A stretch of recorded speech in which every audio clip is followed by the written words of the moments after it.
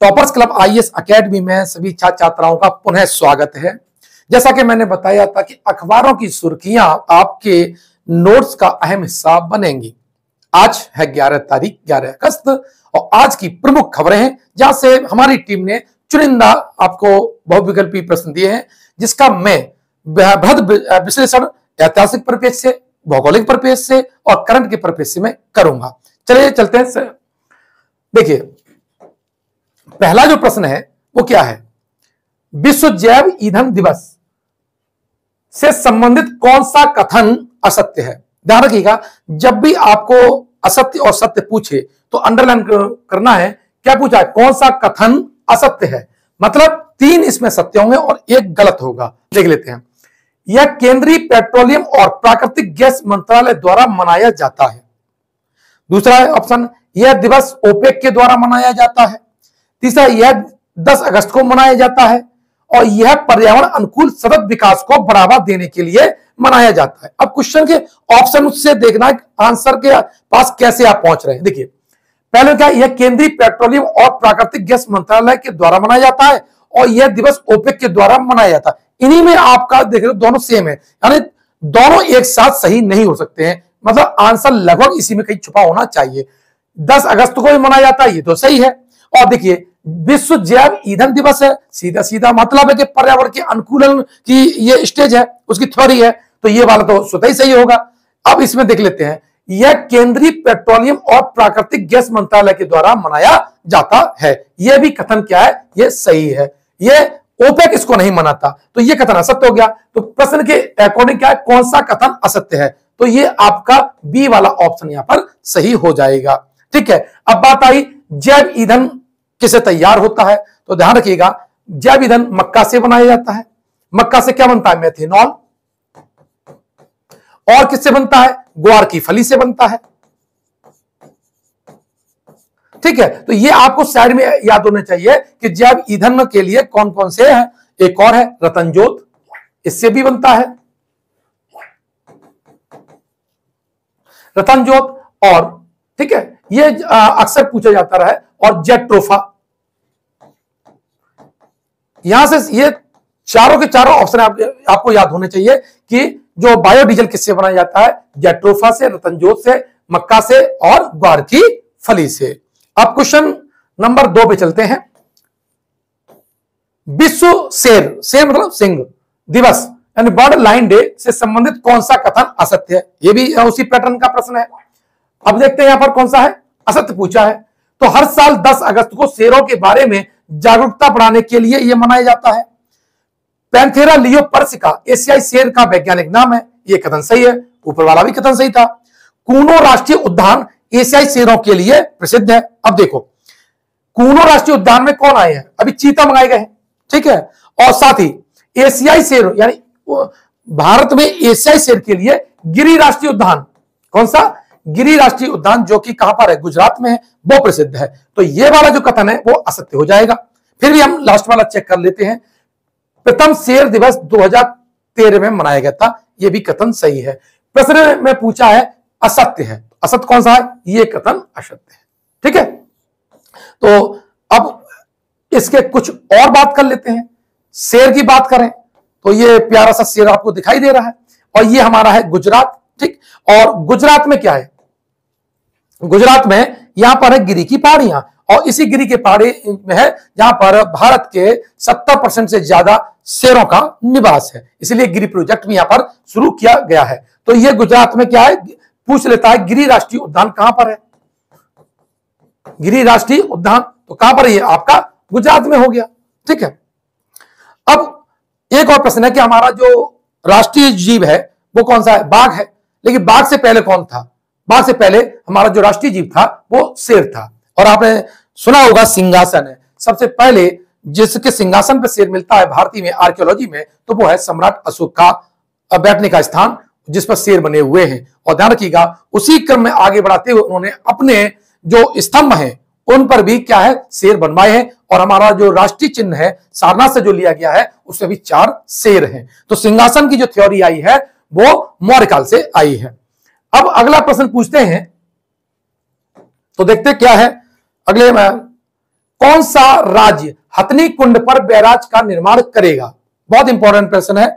अभी बरसात हुई है, यमुना में बाढ़ आई है और उसको लेकर के कुछ राज्यों में थोड़ा सा चिंता की विषय हुई, क्योंकि जो सरप्लस पानी आया है उसका मैनेजमेंट करना था।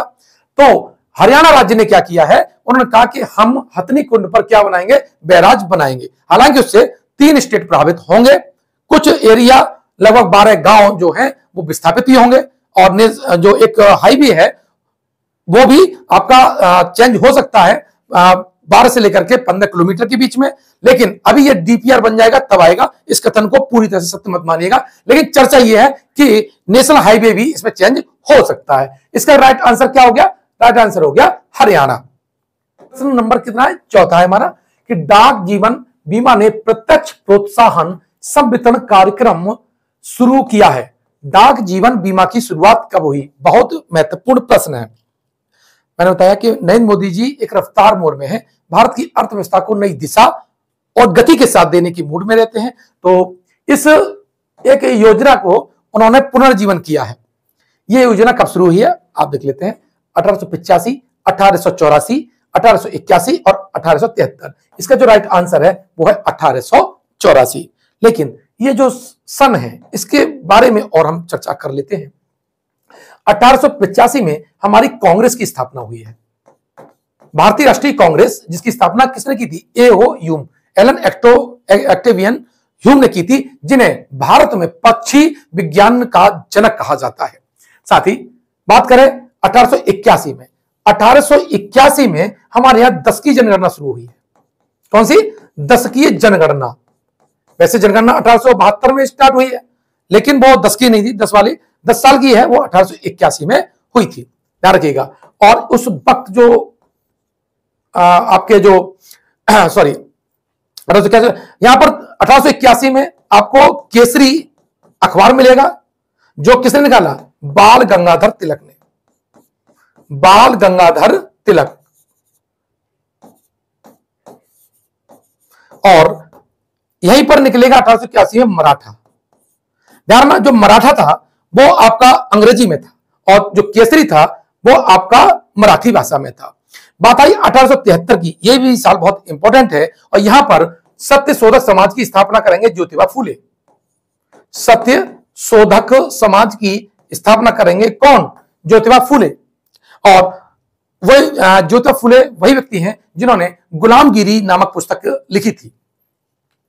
प्रश्न नंबर 5, पृथ्वी के उपग्रह चंद्रमा के लिए मिशन लूना 25 कौन सा देश लॉन्च करेगा? महत्वपूर्ण प्रश्न इसलिए है, अखबारों की चर्चा इसलिए है कि भारत ने भी अभी अपना एक सैटेलाइट वहां पर भेजा है। तो स्वाभाविक है एक और देश है जो उसे कंपटीशन के रूप में देख रहा है, और अचानक जो विकसित देश हैं, जो अंतरिक्ष में काफी आगे हैं, उन्होंने चंद्रमा पर ध्यान देना स्टार्ट कर दिया है, अर्थात वहां पर पाए जाने वाले खनिजों पर उनकी नजर है। इसी क्रम में आपका एक और देश है जिसने लूना 25 भेजा है, वो है आपका रशिया। ठीक है, कौन सा? रूस है। रूस ने लूना 25 नाम से अब ये चंद्रमा पर भेजेगा। बात करें जापान की, देख लेते हैं जापान क्या है। जापान उगते सूर्य की भूमि है। क्या है? उगते सूर्य की भूमि। ये यहां से पूछा जा सकता है, ठीक है। और यहां की जो संसद का नाम है ये भी पूछा जाता है कूट मिलान में, इसकी संसद का नाम है डाइट। और सॉरी मुद्रा, इसकी मुद्रा भी याद कर लीजिए, छोटे में पूछ लेगा ये नहीं। अब रूस की बात कर ले। रूस की राजधानी है मॉस्को। जो मॉस्को है ये मस्कवा नदी के किनारे है। किस नदी किनारे है? मस्कवा नदी के किनारे है। और अमेरिका की आप जानते हैं, अमेरिका की राजधानी है वाशिंगटन डीसी। वाशिंगटन डीसी, और ये पोटोमेक नदी के किनारे है। पोटोमेक नदी के किनारे स्थित है। और इजराइल, देखिए भैया, इजराइल की जो राजधानी कौन सी है? यह यरूशलेम। ध्यान रखना, पहले यह तेल अवीव थी, अब क्या हो गई है? यरूशलेम हो गई है। और यहां की संसद अक्सर पूछी जाती है, वो है निसेट। और अभी हाल में इजराइल इसलिए चर्चा में था कि उसने अपने सुप्रीम कोर्ट को लेकर के जो आदेश दिया है, जिससे वहां की न्यायपालिका प्रभावित हुई है, और जनता ने वहां पर न्यायपालिका में इस सुधार का विरोध किया है। इसलिए ये दोनों पॉइंट आपके लिए नेसेट और जो न्यायपालिका के सुधार हैं इसके परिप्रेक्ष्य में इजराइल पूछा जा सकता है। अब नेक्स्ट जो प्रश्न है, अमेजन सहयोग संधि संगठन में कितने देश शामिल हैं? देखिए, ये जब भी कोई पर्यावरण का प्रश्न आता है वो आपके लिए इंपॉर्टेंट इसलिए रहता है कि पर्यावरण का जो सेक्शन है अब जीएस में बढ़ता चला जा रहा है। अब इसमें क्या पूछा है, अमेजन सहयोग संधि संगठन में कितने देश शामिल हैं? 8, 7, 9 और 10। इसका जो राइट आंसर है वो है आपका 8 है। अमेजन जानते हैं विश्व की सबसे बड़ी नदी है जो कि एंडीज पर्वत से निकलती है और अटलांटिक महासागर में गिरती है। एंडीज से निकलेगी और इसका मुहाना कहां पर है? अटलांटिक महासागर में है। और यहां पर ही आपकी विषुवत रेखा, कौन सी? 0 डिग्री अंशांश रेखा, जिसे हम इक्वेटर भी कहते हैं, इसे हम विषुवत रेखा भी कहते हैं। साथ ही 50 डिग्री वेस्ट देशांतर इसके मुहाने पे काटता है। ये प्रश्न पूछा जा सकता है कि अमेजन के मुहाने पर कौन सी दो रेखाएं एक दूसरे को इंटरसेक्ट करती हैं? तो है इक्वेटर और 50 डिग्री वेस्ट देशांतर रेखा। अब इसमें 8 देश कौन कौन से हैं तो हम उसको नक्शे के माध्यम से देखते हैं। हो सकता है उसका नक्शा टीम ने इसमें शामिल किया हो। चलिए, ये अमेजन, एक्चुअली में अमेजन नाम कैसे पड़ा ये आपको थोड़ा समझने की जरूरत है कि जब यहां पर यूरोपियन पहुंचे थे तो यहां प्राचीन काल में जो लेडीज यूनान में लड़ाका हुआ करती थी, सेना नायक हुआ करती थी, उन्हें अमेजन कहा जाता था। और जब यहाँ यूरोपीय पहुंचे तो यहाँ की आदिवासी जो महिलाएं थी उन्होंने जस्ट वैसे ही उनके ऊपर आक्रमण किया, इसलिए उन्होंने वहां की महिलाओं को, इस एरिया को अमेजन नाम दिया और रिवर को भी क्या नाम दिया? अमेजन नाम दिया है। ठीक है, अब देख लेते हैं, यह है अमेजन नदी और ये अभी जैन बताया था इसका जो मुहाना कहां पर है? अटलांटिक ओशियन में है। और यहां पर आपका 0 डिग्री अंशांश रेखा, जिसे हम भूमध्य रेखा, इक्वेटर या विषुवत रेखा बोलते हैं, और यह है 50 डिग्री वेस्ट। ठीक है, लेकिन यहां मुझे इसके बताने की जरूरत नहीं है। बात थी 8 देश कौन से हैं। 8 देश में बात करें तो यहां पर सबसे पहला जो देश है वो है ब्राजील। ब्राजील के बाद में यहां पर आपका सूरीनाम जो इसका मेंबर है 8 में। फिर आपका है गुयाना। गुयाना के बाद में आपका कोलंबिया मिलेगा, वेनेजुएला मिलेगा, आपका इक्वाडोर मिलेगा, पेरू मिलेगा, बोलीविया मिलेगा और ब्राजील मिलेगा। टोटल 8 कंट्री हैं जो अमेजन ग्रुप में माने जाते हैं। ब्राजील के जो राष्ट्रपति हैं उन्होंने इसे 29 साल के बाद इस संगठन की बैठक बुलाई है, क्योंकि अमेजन के जो वर्षा वन हैं उन्हें धरती के फेफड़े कहे जाते हैं और ये बड़ी मात्रा में कार्बन डाइऑक्साइड का अवशोषण करते हैं। लेकिन विगत 25 साल से देखा है कि इसके वनों की कटाई बहुत तेजी से हुई है, जिससे पर्यावरण पर बहुत विपरीत असर पड़ सकता है और जंगल में लगती हुई आग, पेड़ों की जो कटाई और वृक्षारोपण की बड़ी मात्रा में न होना, यह बहुत बड़ी चुनौती के रूप में उभरा है। इसीलिए इस संगठन की बैठक बुलाई गई है। अब प्रश्न करते हैं 7। T20 इंटरनेशनल क्रिकेट में 100 छक्के पूरे करने वाले संयुक्त रूप से दूसरे सबसे तेज बल्लेबाज कौन बने हैं? इसमें मोस्टली अगर आप थोड़ा सा भी इंटरेस्ट रखते होंगे तो इसका जो राइट आंसर है, ध्यान रखिएगा, वो सूर्य कुमार है। ठीक है, बच्चे क्या करते हैं, फेमस क्रिकेटर देख लिया और एग्जामिनर जो होता है वो क्या करता है? ए ऑप्शन पे उसी का नाम चैप देता है। यानी जो हल्के समझ वाले बच्चे होते हैं, जो डेप्थ में प्रश्न को नहीं पढ़ते हैं, पकड़ते हैं, तो वो गलती कर जाते हैं कि विराट कोहली फेमस है, लगा दिया, दिमाग में चलता रहता है ना। लेकिन इसका राइट आंसर क्या है? सूर्य कुमार यादव। ध्यान रखिए, टॉपर्स क्लब आईएएस एकेडमी के छात्र जब तक चारों ऑप्शन न पढ़ लें अपना टिक नहीं लगाते हैं और भरते समय भी ये तय कर लेते हैं कि जो मैंने आंसर चूज किया है भाई फिलअप हो रहा है या नहीं हो रहा। इतना डेडिकेशन है 150 क्वेश्चन तक, आरओ में 140 क्वेश्चन तक, तो पक्का समझ लीजिए कि वो टॉपर्स क्लब आईएएस एकेडमी के छात्र तो जरूर है, उसकी प्रैक्टिस उसी पैटर्न पर हुई है। हमारी टीम बड़ा मेहनत करती है और इंडिविजुअली छात्रों पर ध्यान रखती है। मैं तो सबसे बोलता भी रहता हूं कि देखिए इतना आप टाइट कैसे रहते हैं, तो बोले ना एक प्रश्न भी गलत नहीं भरना चाहिए। तो ये इसलिए मैं अपनी टीम को बड़ा मानता हूं कि मैं उनकी टीम का हिस्सा हूं। चलिए अगला प्रश्न देख लेते हैं।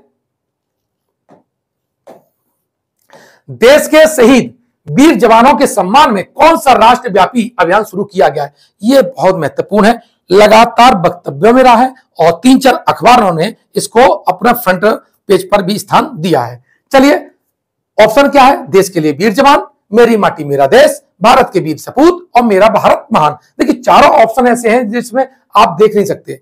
इसको आंसर को to the point factual question है, आपको समझना है या रटना है, ये बात समझ लीजिएगा। इसका जो राइट आंसर है वो है मेरी माटी मेरा देश, और ये 30 अगस्त तक चलेगा। और वैसे भी अगस्त का जो महीना है, क्योंकि 15 अगस्त को हम आजाद हुए हैं, आजादी का उत्सव मनाया जाता है, तो ये पूरे महीने का है, 1 से लेकर के 30 अगस्त तक ये अभियान चलेगा। अब प्रश्न 9, किस राज्य की विधानसभा में हाल ही में समान नागरिक संहिता के विरोध में एक प्रस्ताव पास किया है? बहुत महत्वपूर्ण है, और ये आप अगर विगत 20 दिन के, अगर विगत 20 दिन क्या कहिए, 1 महीने के आप संपादकीय उठाएंगे, पेपर उठाएंगे, तो एक समान सिविल संहिता पर बहुत से लेख दिखाई दिए हैं, चाहे वो इंग्लिश अखबार हो चाहे हिंदी का हो। जैसे विधि आयोग ने इस पर अपनी वो मांगी थी रिपोर्ट, समीक्षा जनता से मांगी थी, सुझाव मांगे थे, तब से बहुत चलन में था, बहुत से लोगों ने इसे विरोध भी किया है। नीति निर्देशक जो तत्व हैं, नीति निर्देशक तत्वों के अंतर्गत समान नागरिक संहिता है, और इसका जो आर्टिकल है वो आपका क्या है? 44 है। आर्टिकल 44 में इसका उल्लेख है। अब इसके विरोध में किस राज्य ने आप प्रस्ताव पेश किया है?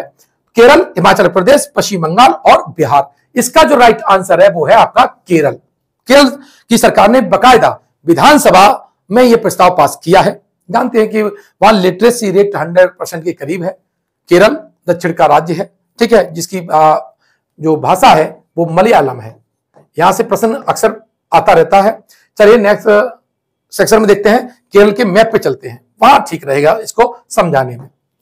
जो केरल की जो राजधानी है वो आपकी तिरुवनंतपुरम है, ठीक, और यहां पर क्या है? कन्याकुमारी पॉइंट है, ठीक, और यहीं पर क्रोकोडाइल रॉक है। क्या है? Crocodile rock. पूछ लेता है, ध्यान रखना कि क्रोकोडाइल रॉक है वो कहां पर है? वो आपकी केरल में है। अब यहां पर केरल में मैंने आपको पिछले वीडियो में बताया था, फिर देख लीजिएगा। यहां पर शांत घाटी में सबसे ज्यादा क्या पाई जाती है? भारत की बायोडायवर्सिटी पाई जाती है, साइलेंट वैली में पाई जाती है, और यहीं पर है आपकी इलायची की पहाड़ियां। क्या है? इलायची की पहाड़ियां। और अभी यहां की विधानसभा ने, यहां के जो सरकार है, राज्य सरकार, उसने एक और प्रस्ताव दिया है कि अब इसका नाम केरलम होना चाहिए। क्या होना चाहिए? केरलम। और केरलम किस भाषा का शब्द है? ये आपका मलयालम भाषा का शब्द है। अब यहां से आप समझ लीजिएगा कि केरल की भाषा क्या है? मलयालम है। केरल ही नहीं, केरल और यहां पर लक्षद्वीप, दोनों की भाषा क्या है? आपकी मलयालम है। और इसका जो हाई कोर्ट है, केरल का जो हाई कोर्ट है वो एर्नाकुलम में है। कहां पर है? एर्नाकुलम। और इसकी जो खंडपीठ है वो कोचीन है। कोचीन खंडपीठ क्यों बनाई गई? क्योंकि लक्षद्वीप का भी हाई कोर्ट लगता है, ये दोनों नजदीक पड़ते हैं, समझ लीजिएगा। और एक अयस्क, मोनोजाइट अयस्क थोरियम का है, और विश्व में सबसे ज्यादा थोरियम भारत में पाया जाता है। और वो स्टेट की बात करें तो मोनोजाइट कहां पाया जाता है? वो आपके जो केरल के जो तट है वहां पर मोनोजाइट की मात्रा सबसे ज्यादा है। तो इस तरह से मैंने केरल के बारे में बताया। अब चूंकि विधानसभा की बात आई, तो विधानसभा की हम बात करें तो केरल की जो विधानसभा है उसमें 140 आपके मेंबर हैं। लेकिन एग्जाम में आपने देखा होगा लोकसभा और राज्यसभा की सीट भी दे देता है, कूट मिलान करने को दे देता है। तो केरल में जो लोकसभा है वो आपकी 20 है। जो लोकसभा की संख्या है वो कितनी है? वो 20 है। ये पूछ सकता है आपसे। साथ ही राज्यसभा भी पूछ सकता है, राज्यसभा की सीट कितनी है? तो राज्यसभा की जो सीट है वो आपकी 9 है। तो इस तरह से ये केरल का आपका पॉलिटिकल भी हुआ, ज्योग्राफी भी हुआ, और आपका करंट भी हुआ है। अब प्रश्न देखते हैं कौन सा? 10वां है BRICS startup. BRICS startup forum किस देश द्वारा लॉन्च किया गया किस देश के द्वारा लॉन्च किया जाएगा? पिछले वीडियो में मैंने एक प्रश्न पूछा था, उसका ये आंसर भी है, ठीक है। दक्षिण अफ्रीका, चीन, भारत और ब्राजील। इसका जो राइट आंसर है वो है हमारा प्यारा देश भारत। ठीक है, अब यहां से चलते हैं नेक्स्ट प्रश्न पर।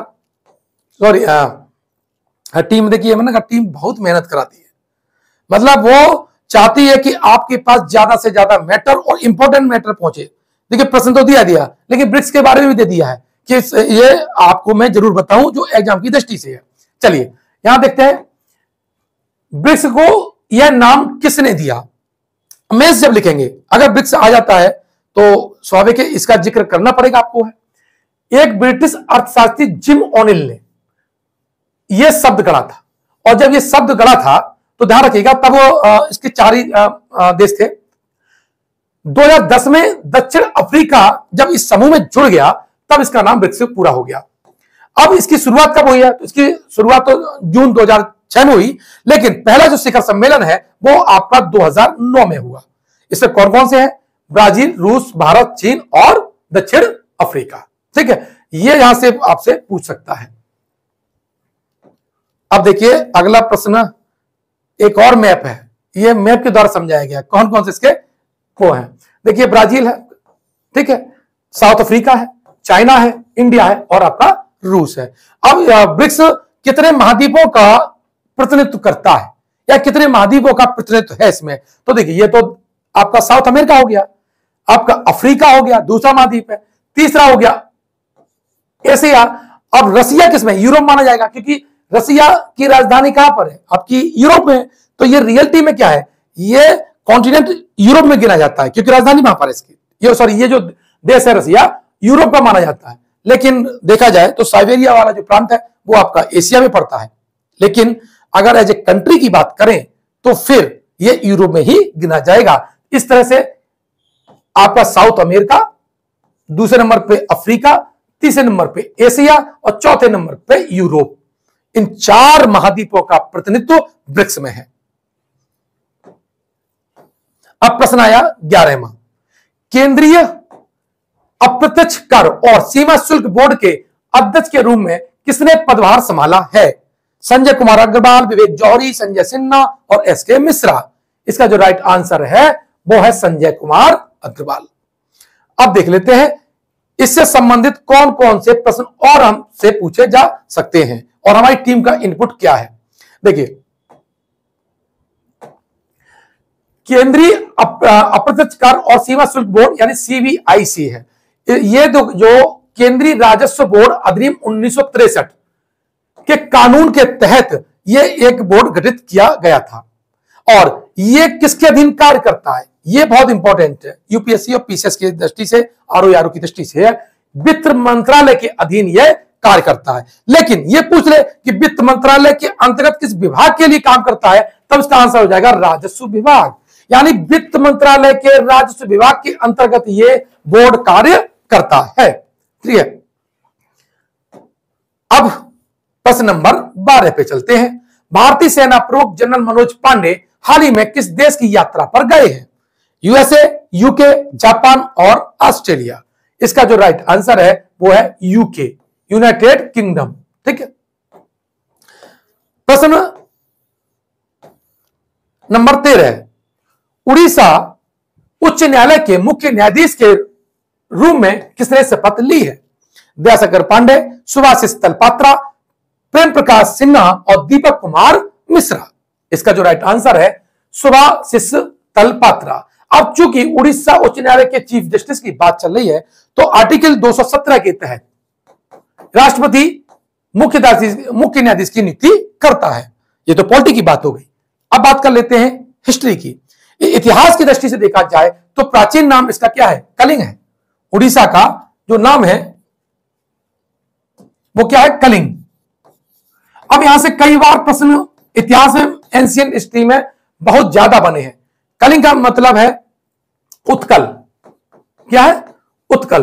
और 261 ईसा पूर्व कब सम्राट अशोक ने कलिंग का युद्ध किया था और उसके पश्चात क्या हुआ, उन्होंने बौद्ध धर्म को ग्रहण कर लिया था। अब यहां पर कलिंग के बाद एक कौन महत्वपूर्ण है, हाथी गुम्फा अभिलेख। हाथी गुम्फा अभिलेख।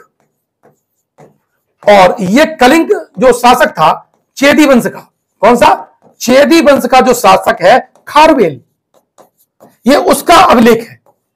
और ये इतना महत्वपूर्ण अभिलेख है कि पहली बार भारतवर्ष, कौन सा? भारतवर्ष शब्द अगर हमें किसी अभिलेख में मिलता है तो वो है कौन सा? कलिंग का, सॉरी, खारवेल का हाथी गुम्फा अभिलेख। ये वो अभिलेख है जिसमें पहली बार नहरों का उल्लेख हुआ है। किसका? पहली बार अगर नहरों का उल्लेख अगर किसी में हुआ है तो कौन सा अभिलेख है? हाथी गुम्फा अभिलेख है खारवेल का। साथ ही अगर पूछ लिया जाए कि जैन धर्म का प्राचीनतम साक्ष्य किस में मिलता है तो उसका भी आंसर आपका हाथी गुम्फा अभिलेख हो जाएगा। इस तरह से ये आपके मैंने एंशिएंट हिस्ट्री का करंट के साथ आपको टच दिया है। चलते हैं नेक्स्ट प्रश्न पर, जो है 14। इंटरपोल ग्लोबल एकेडमी नेटवर्क में शामिल हुई सीबीआई एकेडमी की स्थापना कब की गई? अब देखिए, ऑप्शन है 1992, 1993, 1994 और 1995। अब यहां पर इसको जो राइट आंसर है वो है 1992, यानी ये ऑप्शन इसका सही है। सीबीआई एकेडमी कहां पर है? इसका हेडक्वार्टर कहां पर है? गाजियाबाद में है। कहां पर? गाजियाबाद में। अब इससे और क्या क्या प्रश्न बन सकते हैं वो हम देख लेते हैं झटके में। इंटरपोल सबसे पहले समझ लीजिएगा, इंटरपोल क्या है? इंटरपोल एक अंतरराष्ट्रीय आपराधिक पुलिस संगठन है, ठीक है, इंटरनेशनल है। और इसमें कितने सदस्य देश हैं? 195 में है। और इसकी स्थापना कब हुई? 1923। और इसका जो मुख्यालय है वो कहां पर है? फ्रांस के लियोन में है। भारत इसमें कब शामिल हुआ? वो हुआ 1949। इंटरपोल के सदस्य देश ही इंटरपोल की किसी अपराधी के खिलाफ रेड नोटिस जारी करते हैं। यह कई बार प्रश्न आया है कि रेड नोटिस कौन जारी करता है? यूएनओ जारी करता है, अंतरराष्ट्रीय न्यायालय जारी करता है, इंटरपोल जारी करता है, इस तरह से है। तो अब आपका यह प्रश्न गलत नहीं होना चाहिए कि रेड नोटिस कौन जारी करता है, वो है इंटरपोल।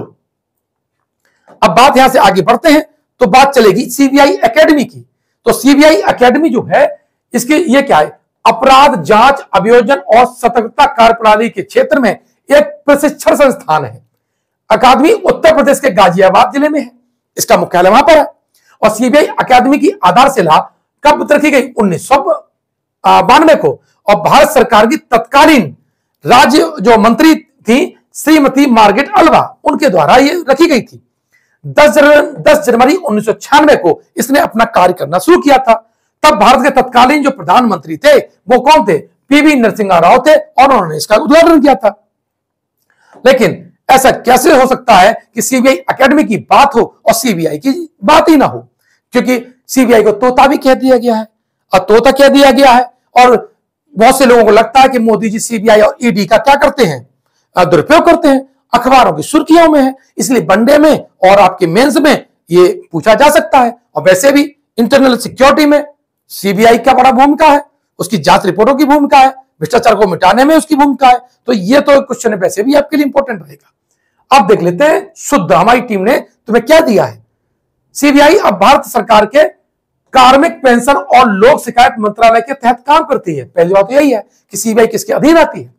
यह कैसी है? जांच एजेंसी है जो भ्रष्टाचार, आर्थिक अपराध, प्रमुख धोखाधड़ी, हाई प्रोफाइल मामलों जैसे अपराधों की विस्तृत श्रृंखला की जांच करती है। और इसकी स्थापना संथानम समिति की सिफारिश पर की गई थी। कब की गई थी? 1963 में की गई थी। यह कार्मिक लोक शिकायत और पेंशन मंत्रालय के अधीन पहले कार्य करती थी, अब कार्मिक पेंशन और लोक शिकायत मंत्रालय के अधीन कार्य करती है। इसे जो पावर दी गई है वो किस अधिनियम के द्वारा दी गई है? बहुत इंपॉर्टेंट है। दिल्ली विशेष पुलिस प्रतिष्ठान अधिनियम 1946 के तहत इसको पावर दी गई थी, जांच का अधिकार दिया गया था। और इसका जो हेडक्वार्टर है वो कहां पर है? नई दिल्ली में है। और इंटरपोल के लिए जो हमारी नोडल एजेंसी है वो आपकी सीबीआई है। और सीबीआई का जो आदर्श जो वाक्य है वो है उद्योग, निष्पक्षता और अखंडता। ध्यान रखिएगा, रॉ जो है वो विदेश में हमारी गुप्तचरी करती है, सीबीआई देश के अंदर करती है, आईबी देश के अंदर जांच करती है। तो ये आपको बेसिक डिफरेंस याद होने चाहिए। अब प्रश्न नंबर 15, किस राज्य ने अभी हाल ही में अपना नाम परिवर्तन का प्रस्ताव विधानसभा में पारित किया है? केरल, कर्नाटक, तमिलनाडु और आंध्र प्रदेश। इसका जो राइट आंसर है वो है आपका केरल। इसके साथ हमारी ये जो प्रश्नों की श्रृंखला है वो समाप्त होती है। अब मैं थोड़ी अपने मतलब की बात कर लूं। देखिए, हमारा जो टॉपर्स क्लब आईएएस एकेडमी का जो मोबाइल एप्लीकेशन है वो प्ले स्टोर पर उपलब्ध है। वहां आप जाइए, इसे डाउनलोड कर लीजिएगा और 15 अगस्त के बाद वहां हमारी नियमित रूप से आपको कुछ टेस्ट सीरीज आपको फ्री मिलेंगी, कुछ वीडियो आपको फ्री मिल जाएंगे, लेकिन वहां हमारे कोर्स को आप परचेज कर सकते हैं। अगर आपको अच्छा लगता है कि हमारा दिया हुआ कंटेंट आपके लिए फायदेमंद है तो आपकी उंगली है वो प्ले स्टोर पर जाकर के हमारे इस ऐप को डाउनलोड कर सकती है। साथ ही हमारा यूपीएससी फाउंडेशन जो बैच है 2024 और 25 के लिए आपका स्टार्ट हो चुका है।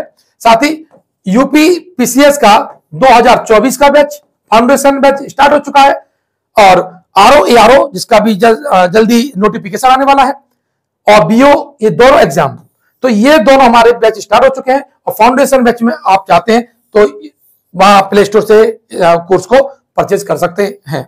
मिलते हैं नेक्स्ट वीडियो में। धन्यवाद।